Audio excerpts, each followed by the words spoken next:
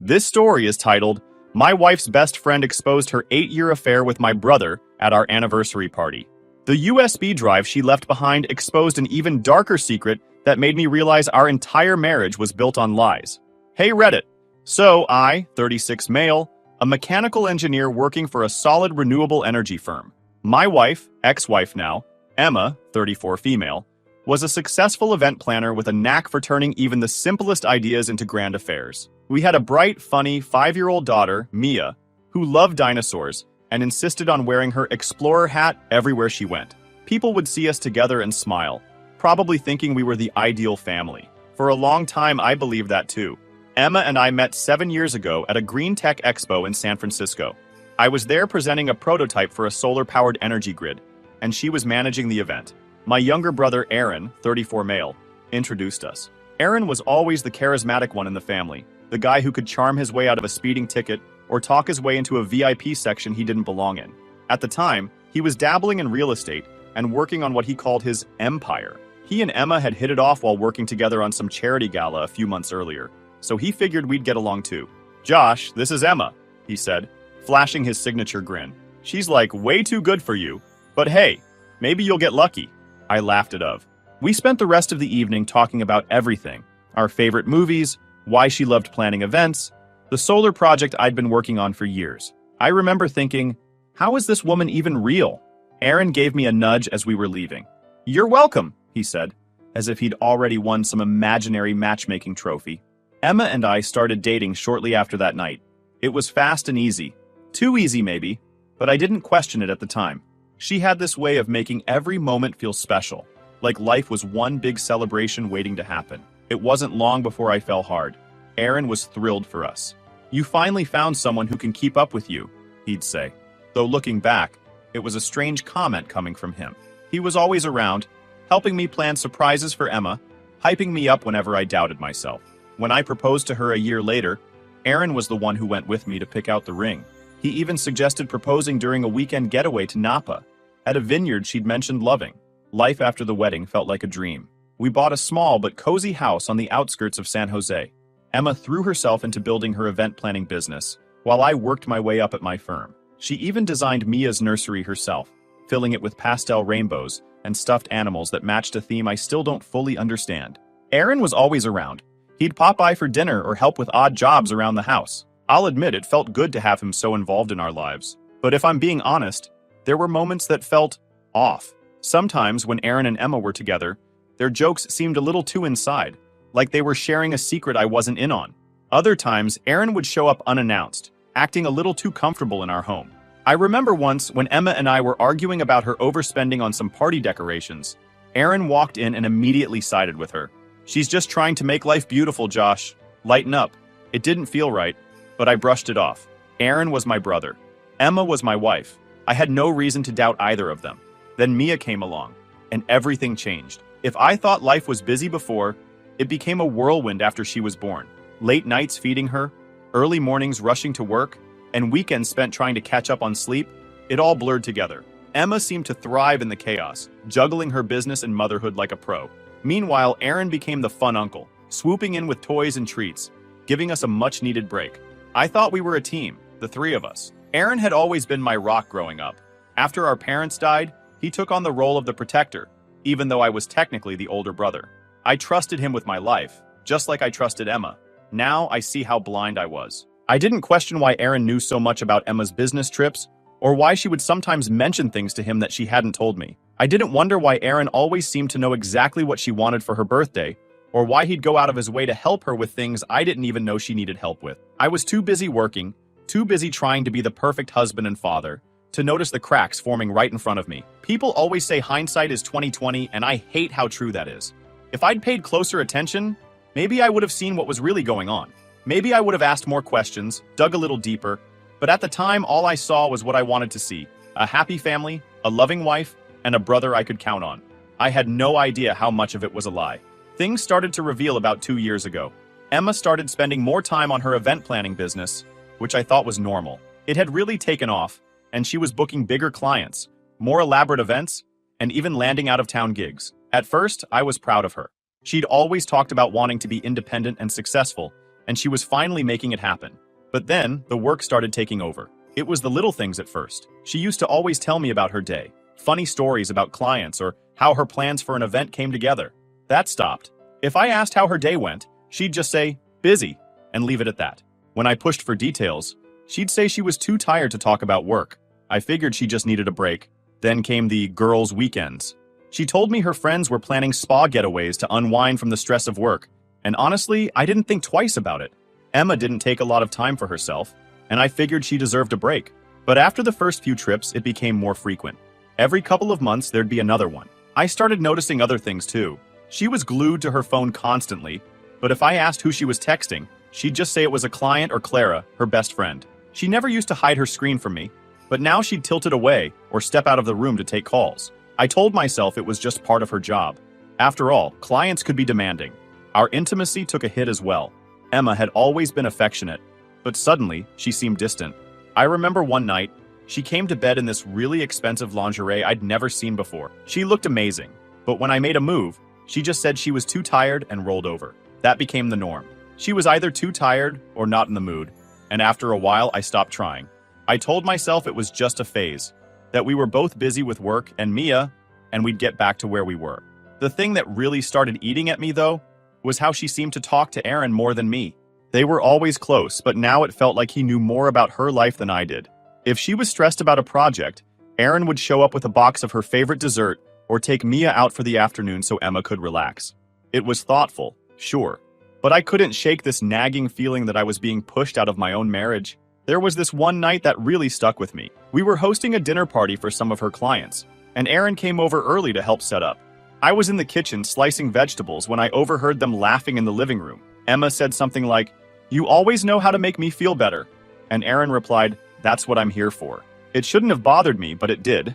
I told myself I was being paranoid, that they were just close because we were all like family. Still, it nagged at me enough that I brought it up to Emma later.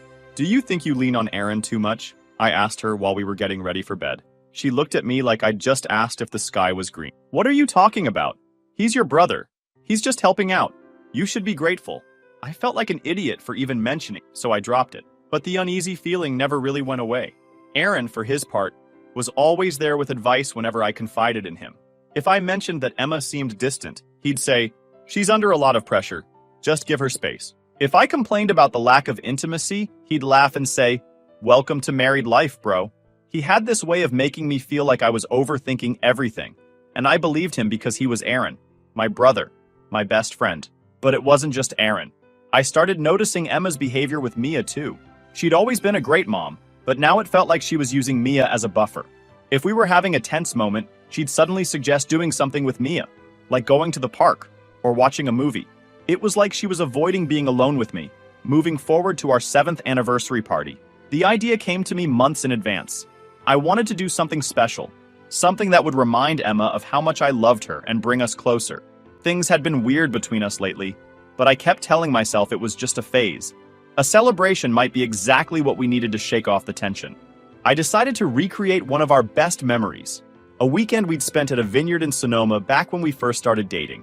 It was one of those rare times we both let loose, laughing, drinking, and pretending we didn't have a care in the world. Emma loved it so much she talked about going back for years, so I figured it'd be perfect. I rented a private space at a vineyard and worked with the staff to make everything just right. They helped me design a menu based on her favorite foods, and I hired a small jazz band to play her favorite songs. I invited close family and friends, including her best friend Clara, who had just moved back to California. Aaron, of course, was one of the first people I told. "Dude, this is perfect," he said when I shared the plan. "Emma's going to love it."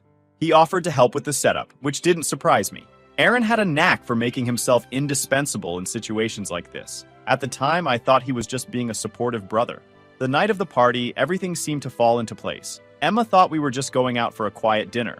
So when we arrived and everyone yelled, "Surprise!" she looked genuinely stunned. She hugged me tightly, her eyes sparkling with tears. For the first time in a long time, I felt like I'd done something right. The vineyard was beautiful, with twinkling string lights draped across the patio and candles flickering on every table. The jazz band was playing softly in the background, and the air smelled like lavender and fresh grapes. Emma kept saying how perfect everything was, how she couldn't believe I'd gone through all this trouble. For a little while, I actually believed we were happy. Dinner started off great. The food was incredible, and everyone seemed to be having a good time. Emma was seated between me and Clara, laughing and chatting like the stress of the past few months had melted away. Aaron sat across from us, raising his glass every chance he got and cracking jokes that had everyone at the table in stitches. Then Clara made her toast. "To Emma and Josh," she started, smiling warmly. "You two are the kind of couple that reminds us all what real love looks like." And to Aaron, she hesitated for a second, her smile faltering just slightly. "To Aaron, who's been such a rock for Emma these past couple of years." Her words hit me like a punch in the chest. I felt my stomach drop as I glanced at Emma, whose face had gone pale. She reached for her glass and took a long sip, avoiding my eyes. "What does she mean by that?" I asked, trying to keep my tone light. Emma set her glass down, forcing a smile. "Oh, Clara's just talking about how Aaron's been helping out with Mia and stuff. You know, with all my work stress." "Right," Clara said, her voice tightening. "Helping." The table fell uncomfortably silent. Aaron jumped in, laughing like nothing was wrong. "Come on, Clara, don't make it weird. You know I'm just doing what family does." Everyone chuckled awkwardly, and the conversation moved on, but the moment stuck with me. Emma barely spoke for the rest of the night, and Clara avoided making eye contact with me. Later, when I tried to bring it up on the drive home, Emma brushed it off. "You know how Clara is," she said, staring out the window. "She doesn't always think before she speaks." "Yeah, but what did she mean by, Aaron's been such a rock for you?" She sighed, clearly irritated. "Josh, it's nothing. Can we not ruin a perfect night with this?" I let it go, but the uneasiness lingered. The next morning, Clara called. "Hey, can we talk?" she asked, her voice tense. "Sure," I said, still groggy from the night before.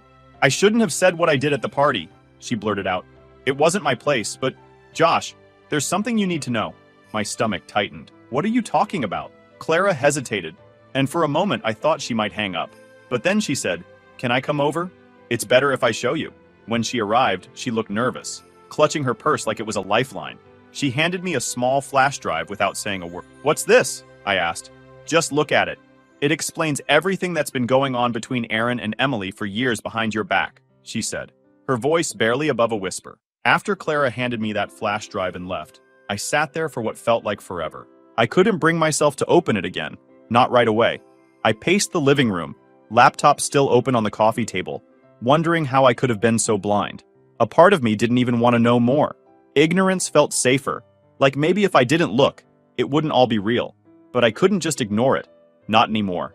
Finally, I sat back down, took a deep breath, and clicked on the first email. It was dated almost 2.5 years ago, just before Emma's first girls' trip. The subject line was simple: "Miss you." The message was worse than I expected. "Emma, I wish I could see you this weekend. This is getting harder to hide.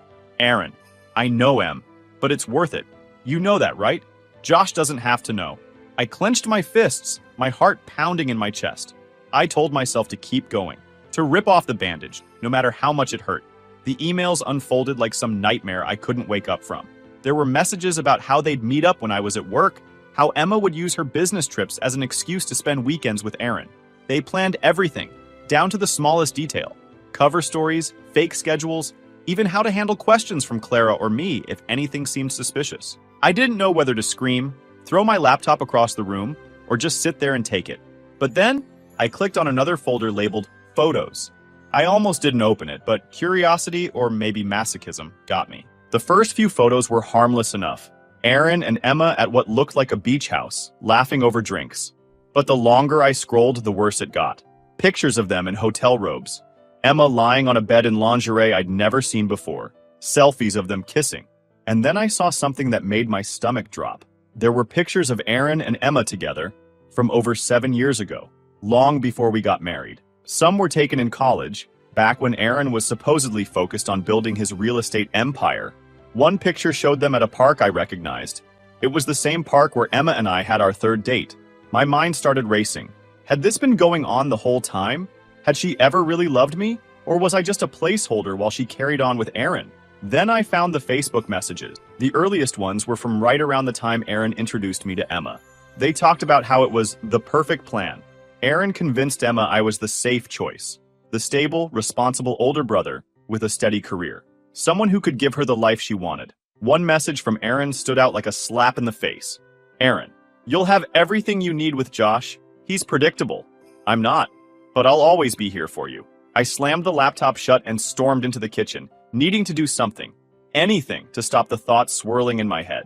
I grabbed a glass of water, my hands trembling so badly I spilled half of it on the counter. I felt like my entire life had been a lie. My marriage, my relationship with Aaron, none of it was real. It was all some twisted game they'd been playing behind my back. But it wasn't just about me.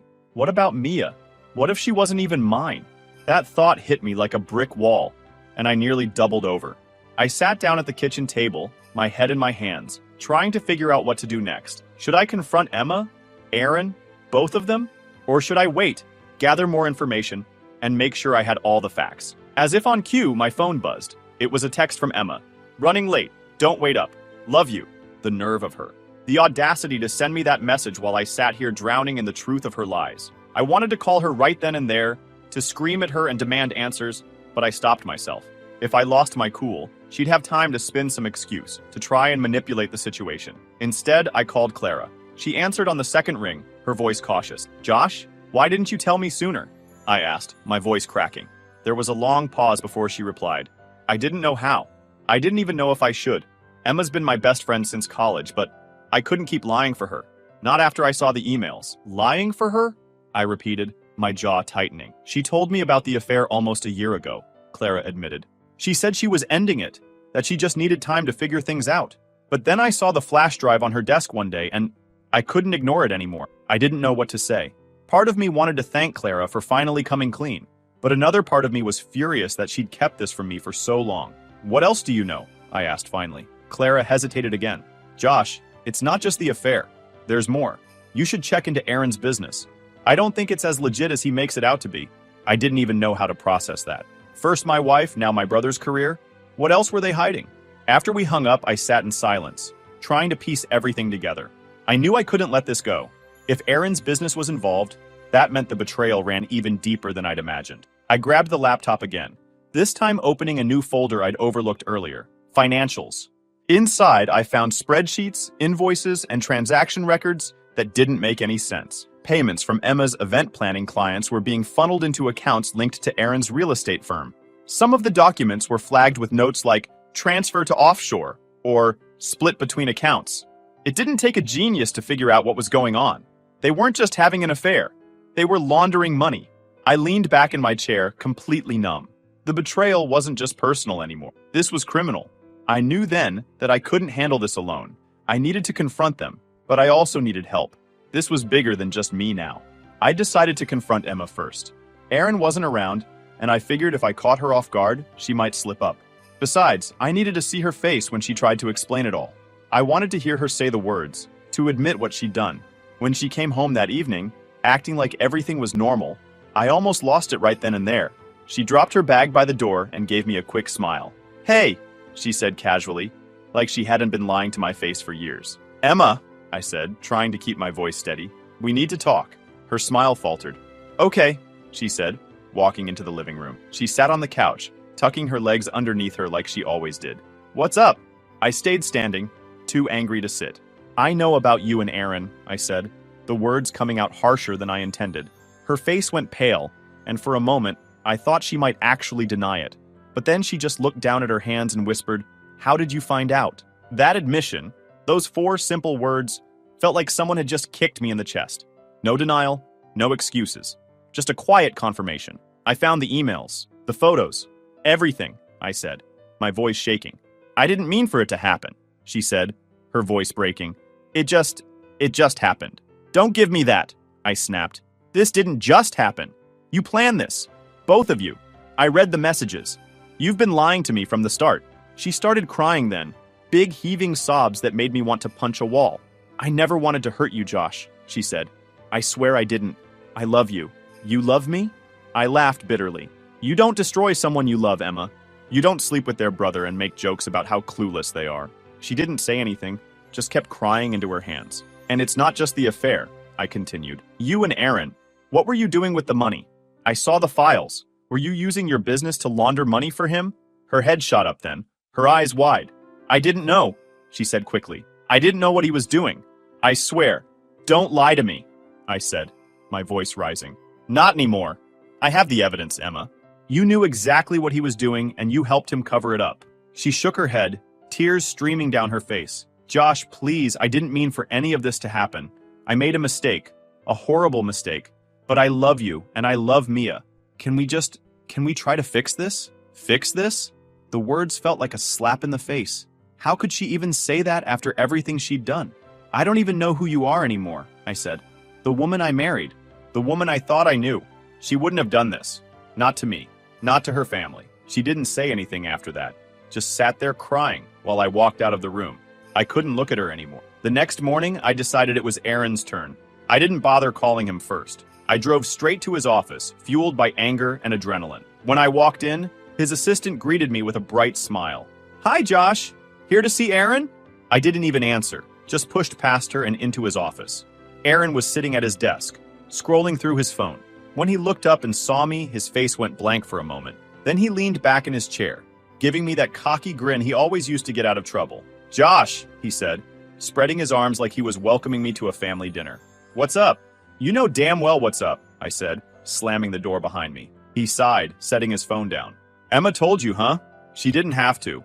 I found the whole disgusting trail of lies you left behind. He didn't even flinch. Josh, I'm sorry. I never meant for you to find out this way. This way, I shouted. You're sorry I found out? That's what you're sorry about? Aaron stood up, holding his hands out like he was trying to calm me down. Look, I know this is bad. Bad? I cut him off. You slept with my wife. You've been screwing her for years, and you think bad even begins to cover it? What the hell is wrong with you? He had the audacity to look offended. Josh, it's not that simple. Emma and we have history. History? I spat. You mean the history where you convinced her to marry me because I was the stable choice? The history where you used me as your safety net while you two carried on behind my back? Aaron's face hardened then, the fake remorse gone. You don't understand, he said. You've always had everything, Josh. The career, the perfect family, the respect. Emma and we were real. But she needed stability, and you could give her that. His words hit me. You used me, I said, my voice barely above a whisper. You used me to give her the life you couldn't. I didn't mean for it to go this far, he said, his voice softening again. But Josh, you have to understand. Emma loves you too. She really does. I couldn't take it anymore. I turned and walked out of his office, ignoring his calls for me to come back. That night, as I sat alone in the living room, I realized there was no coming back from this. Emma and Aaron didn't just betray me, they destroyed everything I thought I knew about my life. And yet, a small, nagging thought kept creeping into my mind. What about Mia? What if she wasn't even mine? I didn't want to believe it, but after everything I'd learned, I couldn't just brush it off. I decided then and there to get a paternity test. I needed the truth, no matter how much it hurt. Because at this point, the lies had already done enough damage. The day I sent off the paternity test for Mia, I felt like I'd hit rock bottom. Waiting for the results was torture, but I couldn't sit around and do nothing. In the meantime, things at home were unbearable. Emma was still staying in the house, which made every interaction a ticking time bomb. She tiptoed around me like she was walking on glass, constantly asking if we could talk. I refused. I couldn't look at her without feeling a mix of rage and disgust. Mia, thankfully, seemed oblivious to the chaos. She was too young to understand what was happening, but every time she called me daddy or asked me to play with her, it tore me apart. I kept wondering, what if she's not mine? What if Aaron took that from me too? One night, Emma cornered me in the kitchen while Mia was asleep.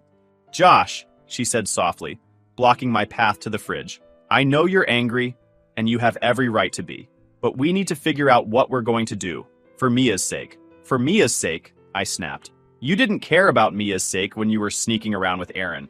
You didn't care about her when you were lying to me every day for 2 years. Or however long it's been. Emma flinched, but didn't back down. I made a mistake, okay? A huge, unforgivable mistake. But Mia doesn't deserve to lose both her parents over this. Lose both her parents? I laughed bitterly. That's rich coming from you. If she loses anyone, it'll be because of you and Aaron, not me. She started crying, but I didn't care. I walked out of the kitchen, leaving her standing there with her fake tears and her fake remorse. The next morning, I gathered all the evidence, the flash drive, and took it to the police. I didn't care what it meant for Emma or Aaron. They'd made their choices. Now they had to face the consequences. The officers I spoke to took me seriously right away. When I handed over the files, one of them raised an eyebrow. This is big, he said. We're going to need more details. Over the next few hours, I explained everything. How I discovered the affair, the financial records. By the time I left the station, I felt drained, but oddly relieved. Later that day, the paternity test results arrived. My hands shook as I opened the envelope, my heart pounding so loudly I could barely hear myself think. The results were clear. Mia was mine. It was the first good news I'd had in what felt like forever. No matter what else Emma and Aaron had done, Mia was my daughter. That was one thing they couldn't take away from me. But the relief was short-lived. That evening, the police showed up at our house with a warrant. Emma was arrested on charges of money laundering and conspiracy. She sobbed as they led her away, begging me to believe she didn't know what Aaron was really doing. I didn't say a word. Aaron wasn't so lucky. He was arrested at his office later that week, along with 2 of his business partners. The divorce process was as grueling as you'd imagine. After Emma's arrest, I filed immediately. There was no point dragging it out. I knew there was no salvaging what was left of our marriage. Every meeting with my lawyer felt like reliving the nightmare all over again. We went through financial records, property disputes, custody arrangements, and more evidence of Emma's betrayal than I ever wanted to see. To her credit, or maybe out of guilt, Emma didn't fight me on most of it. Her lawyer reached out a few times, trying to negotiate some form of shared custody for Mia, but I shut that down instantly. With her legal troubles and the mess she'd made, there was no way I was going to let her have any influence over Mia's life. When we finally went to court, Emma barely spoke. Her lawyer argued that she was a first-time offender and that her involvement in Aaron's schemes was limited, but it didn't matter much when it came to the divorce. The judge granted me full custody of Mia, citing Emma's criminal charges as evidence that she wasn't fit to parent. As for the financials, Emma's lawyer tried to argue that she deserved a portion of my assets since her business was tied up in Aaron's mess. That was laughable, considering her business had been used to launder money. The judge sided with me, leaving Emma with nothing but her legal battles to deal with. Now it's been 6 months since my world turned upside down, and I still don't know how I've made it through. Emma's been out of the picture since her arrest. The last time I saw her was in court during one of the early hearings. She looked nothing like the woman I married. I didn't feel sorry for her. Not anymore. It was just emptiness. She didn't look at me the entire time, and I wasn't about to make it easier for her. Her lawyer's been pushing for a plea deal, which doesn't surprise me. First-time offender, supposedly coerced by Aaron. It's the same song and dance. But even if she gets a lighter sentence, it's hard to imagine a world where she comes back into our lives. After everything she's done, I don't see how she could. Aaron, on the other hand, is locked away with no sign of a deal. His fraud case blew up in the media after the police uncovered just how many people he scammed. Turns out it wasn't just small-time clients. He'd been screwing over bigger investors, including some who had the power and resources to make sure he paid for it. Last I heard, he's facing at least 8 years behind bars. Good riddance. Mia's the one keeping me sane through all of this. She doesn't fully understand what's happened, but she knows things aren't the same. She stopped asking about Emma a couple of months ago, and I'm not sure if that's a good thing or not. She's adjusted quicker than I expected. Emma's parents have been surprisingly supportive, which has been weird. I expected them to defend her or try to justify what she did, but instead, they've been apologizing nonstop. Her dad even offered to help with Mia's school tuition, saying it was the least they could do after what Emma put me through. She's still my daughter, he told me over the phone one night. But I can't defend what she did. I raised her better than this. Last week, I decided it was time to sell the house. It's too big for just Mia and me, and honestly, I can't stand the memories tied to it anymore. As I write this, I'm sitting in the new house. There are boxes everywhere, and Mia is asleep upstairs in her new room. It's smaller than her old one, but she loves it because it has a little window seat where she can sit and read. For the first time in months, I feel hopeful. I'm not over what happened. I don't think I ever will be, but I'm learning to live with it, to move forward one step at a time. Emma and Aaron might have broken my trust, but they didn't break me. And as long as I have Mia, as long as I keep showing up for her, I know I'll be okay. Life isn't perfect, but it's mine. And for now, that's enough.